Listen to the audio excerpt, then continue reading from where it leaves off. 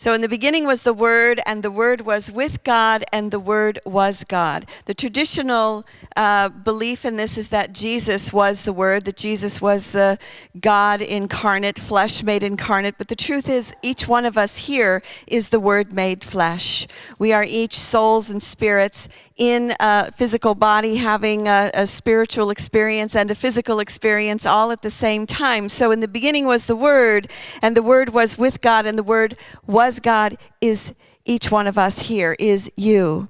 So this month, our theme is about listening to the inner voice, being able to hear that inner voice and living from that place. Because when we listen to the inner voice, when we are in alignment with it, then we speak from that authentic place, and that's how we change the world, really. Our words have power, much more power when we are in alignment with and in tune with that inner world.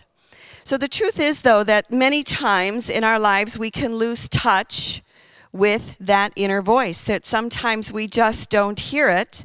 And there are a number of reasons for that. I mean, sometimes we just get so busy that we have so many things that we have to do that inner listening is like, what, you know? Least of it falls to the bottom of the list. Sometimes maybe you're someone who's very sensitive and very intuitive, and so you pick up on other people's feelings, you pick up on other people's thoughts maybe, and you have a difficult time distinguishing between what is mine and what is someone else's. I'm recently just finished reading Carole King's autobiography. You may know her from the 70s. She put out an album called Tapestry, as well as many other albums. She's an amazing woman. She started writing songs when she was 17 years old with her husband, and she's written such songs as Up on the Roof and Do the Locomotion and Chains and Natural Woman. I mean, she's just so prolific. I had no idea the number of songs that she had written. And if there's someone who has an authentic voice, I would say it's Carole King. I mean, she's quite amazing. She knows who she is. She writes these amazing songs. And even she lost touch with her inner voice. She lost touch with that inner spirit. And the reason was that she got involved in a relationship. And this man that she was involved with was very possessive and very jealous. And so he ended up going everywhere with her. You know, she would go to the grocery store and he went along, and she'd get her hair done and he'd be sitting reading a magazine waiting, and she'd go to the recording studio and he'd be there, and that's fine, except that there were moments also when he was violent. And she said, I never thought that I would be the kind of person who would be in an abusive relationship, and then I was. And she really goes into a lot of detail about that whole experience for her. But she woke up in the middle of the night, and she said it was 2:00 in the morning, and she sat up in bed and she realized that if somebody had asked her her name, she wouldn't have been able to tell you what it was. That's how lost she had become, and how out of touch she had become with her inner voice. And then she said she heard a voice within that said, "Who am I?" And she said it was like it was coming from somewhere else. Who am I? And she got up and she said that, it was almost like she was watching herself from another place. And she ended up falling to the floor and curling into a fetal position and moving into like the place of emptiness, of nothingness. And when she was in the place of emptiness and nothingness, she heard another voice that said, "Where is me?" And in that place, she called out to spirit. She called out to God. She called out to her higher power to be filled. And she said that was the turning moment for her. That was the moment where everything began to shift. And the very next day, she said, I felt different. And I felt like I was on my way to healing. And of course, she also she lived in California, and so she said it was very easy to find a therapist. And so she found a therapist and began going for therapy, and eventually not only got out of the relationship through events out of her control, but she also regained her inner voice. She regained that place. So I'm sharing this story because sometimes we do lose that connection, and yet it is always there, and it's integral to our health, not just our mental and emotional health, but also our physical health. So I wonder how many of us here were raised with the concept that children should be seen and not heard. How many were raised with children should be seen and not heard? And how many weren't raised that way? All right, it's about 50-50. That's pretty good. You know, I mean, I think the culture has shifted amazingly, because now it's like, well, I want to hear what they have to say. They're so amazing. But when I was a child, I rarely spoke outside of the house. I spoke to my friends and my brother, but in my home, I wasn't allowed to have, not even my own thoughts, let alone my own voice. And if an opinion didn't match up with that of the household, there would be trouble to pay. So, I was very shy. I was never one to speak up in school, even though I got straight A's. And I really did find my voice at Wrigley Field. I really did, because I think there's something very empowering about coming together in an arena and being able to just yell, to just be able to shout. And I know there's a Seahawks game today, so let's hear it. Yay. Come on. I think it's interesting that Seattle is so, we're kind of politically correct and quiet and polite, and yet we have one of the loudest football stadiums in the country, it just kind of shows you this, like, and I remember when I was small, I would hear commercials for Wrigley Field, and one of the commercials was, "Come on down to the ballpark and yell your head off." It'd be like, yeah, that sounds like fun. And yet it's a way of finding one's voice. It may seem an odd way to find one's voice, but it's that there's something about coming together with 40,000 people or 60,000 people and just really giving it your all. It's liberating. And for me, it was freeing to be able to hear my own voice. So obviously there's other ways that we can learn to hear the voice within. And one of the ways is through writing and journaling. That's a real good way to get in touch with what we're thinking and what we're feeling. Another is through singing, because we actually do hear our own voice when we're singing, yeah? And I think probably for me, one of the most important ways to find that inner listener is to find an outer listener. One way to know what it is going on within is to have a friend who really listens to you at a really deep level, isn't it? Someone who's not going to judge you, someone who's not going to necessarily give you advice, but to just listen, because when we can speak our truth, when we can just sort of say it, we find the answer ourselves, and we know that answer ourselves. So I actually want to do a little bit of the word Om, because part of our theme this year is about the voice, and it's about listening, and it's about hearing. And one of the ways that we can do that is by chanting Om and listening to your own voice as you're chanting Om. And we're going to do this for a couple of minutes. And what I'd like you to do is to play with it.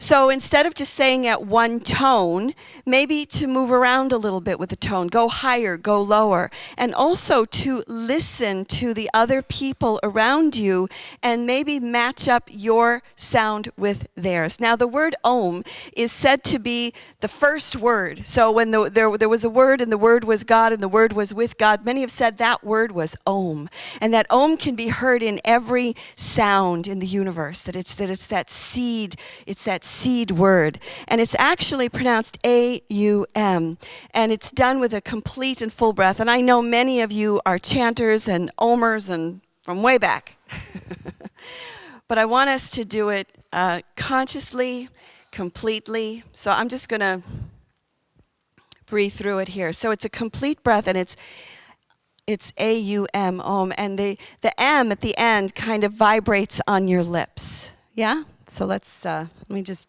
do one, and then I'll invite you in.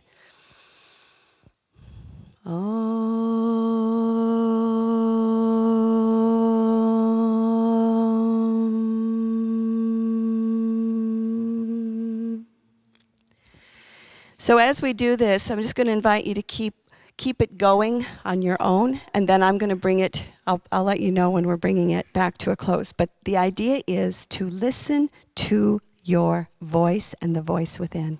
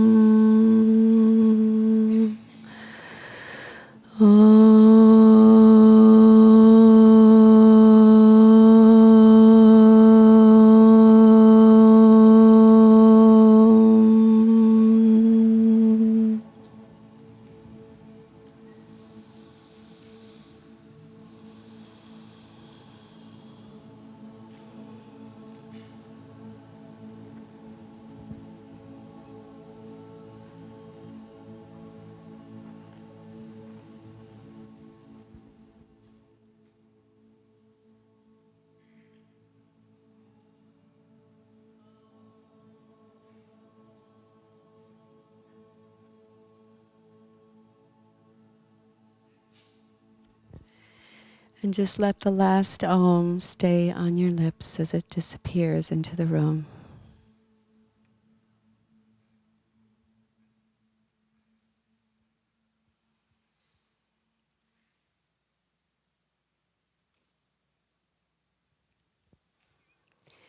And the power of that sound purifies the energy, purifies, I believe, the molecules in this room. And it just sounded like an ancient temple when you were all doing that, with the sound just sort of moving and all the voices coming together and changing. So bring your awareness back to this time and this place. And just know that it is the voice that brings us to that centered place. There's so many ways to get there, and in community and chanting is one of the most powerful ways. So when one is totally in alignment with the inner voice, it is then that we can change things. And when I was putting together this talk, the person who came to mind most strongly for me was Rosa Parks.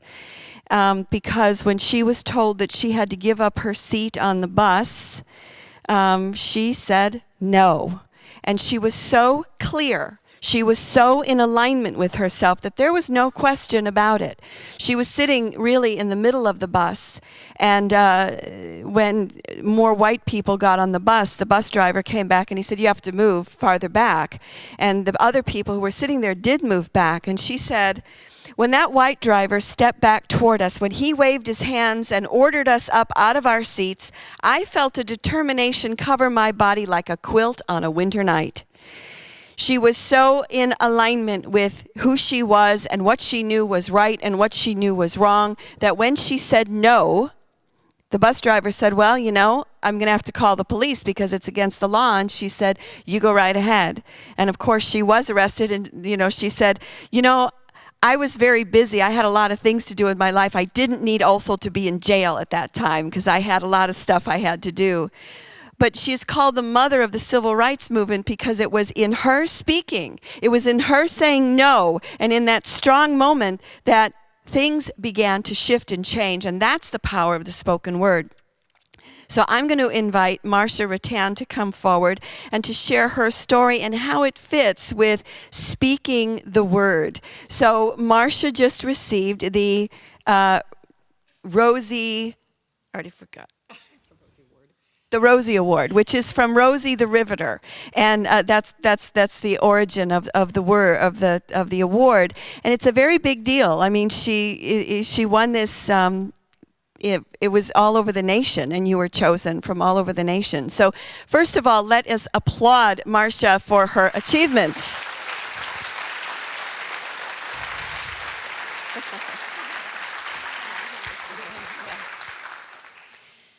Thank you. This has been, this service today is so moving to me, and I'm so grateful to be here with you. And what Karen invited me to share was how my voice contributed to the work that I've been able to do in the world. And so I'm going to tell one story about one project. I have a number of projects that I've done over 23 plus years in the recycling and composting world. But the story I'm going to talk about is Washington Green Schools. So in 2007, I was one of many solid waste educators in Washington State. And we were all working with our different schools and school districts to get recycling composting going. And we all came up with many creative solutions and strategies and activities to help that happen. But we would share that together. We had a group called School Share, and we would share that. But one day, my sister, who's a teacher in Oregon, said, you know, you might want to look into this program called Oregon Green Schools. So I looked it up online, and I immediately felt flooded with, why not Washington? It was just in a complete sense of it was time, and this was the place, and it was going to happen. So I started some conversation going about that with different friends, and then that November, I took my daughter to Findhorn, where she had been born, and while I was there, a teacher there said to me, have you heard of Eco Schools of Scotland, which is an international green schools type program? And I was like, okay, universe, I'm getting it. This is really, we're on this journey. So when I got home, I went to my colleagues and associates who were solid waste educators and said, what do you think? Do you want to participate in this? And they said yes. And we began talking it up everywhere we went until it really took on a life of its own. And we also devoted 5 years to getting funding from the Department of Ecology, hiring a consultant team, and designing and launching the Washington Green Schools program. And it was, I'd just like to say, there were a few key steps in that have to do with our service today. And one was the whole place of conversation, simply by talking it into being, really created the life that, brought it into manifestation. We just talked it as if it was real, and it was on the inner plane, and it was going to be on the outer plane. Secondly, as a team, we really worked with each other in a very encouraging way. We were not working at odds with each other. We were encouraging each other and supporting each other and really actually having a lot of fun together as well. So that was another part of the voice and the conversation that was happening. And the third part is we then had the chance to celebrate with our voices, because over the years, Washington Green Schools got 3 awards. One from the Environmental Educators Association of Washington for organizational excellence, one from the Washington State Recycling Association for K-12 education, and then just this year it received a Forterra Award. And while those awards were really exciting to get, I think the thing that I'm most excited about is that Washington Green Schools now is in 244 schools in Washington State, across 23 counties, in 73 school districts, and reaches 71,800 students who are in those schools. And that's what we can really celebrate. Yeah.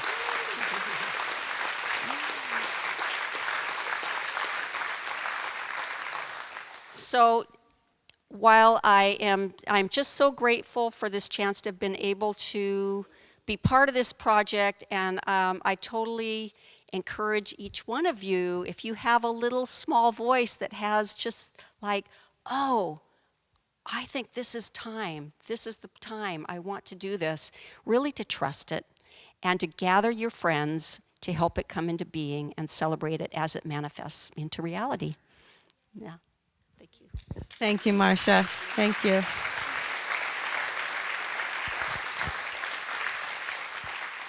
So that's a great example of using one's voice, listening to the inner, and then moving on that. Charles Fillmore said that the word is the creative idea in divine mind, and the creative word lays hold of spirit, substance, and power. It is how we bring the world into manifestation. So there are many ways to listen to the inner voice. There is silence and meditation. We just had our 40 days of meditation, which we celebrated on Thursday with a prayer vigil and our World Day of Prayer service. One way to listen and hear the inner voice is to talk to a friend. Talk to somebody who really will listen to you. And if you don't have a friend, talk to God. God is always there. Journaling, singing, writing, those are ways to touch and hear that voice. Oming in community, and going to a Seahawks game or a Sounders game or a Seattle Storm game and cheering your team on is another way to hear the voice. We are spirit made flesh. In the beginning was the Word, and the Word was with God, and the Word was God. You are that Word. You are the living Word of God. Amen.